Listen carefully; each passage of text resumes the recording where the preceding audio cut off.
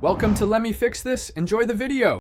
You start by preparing the hardware and making the wired connection so configuration is reliable. Connect the LAN cable from camera to your router or PoE switch, then apply power. This ensures you can reach the camera's web interface. Once done, find the camera's IP via your router's client list or a discovery tool, because you'll need that address to log in. Make sure you have the Wi-Fi SSID and password handy. You'll enter those next to move from wired setup to wireless operation. You now access the camera interface to teach it your wireless network.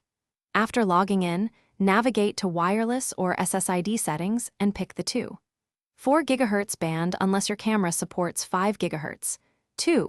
4 GHz has better range. Enter the exact SSID and WPA2 password, and then set a static IP or request a DHCP reservation so the camera stays reachable. Apply the changes and wait for the camera to attempt a Wi-Fi association.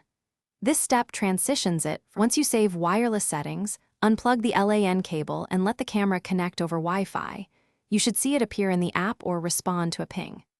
Make sure remote access is configured, either port forwarding, secure VPN, or the vendor's cloud, and change default passwords.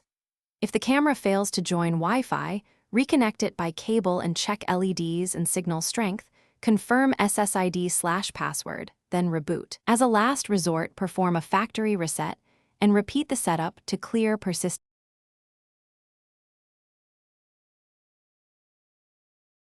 Thanks for watching. If you found this helpful, don't forget to like and subscribe.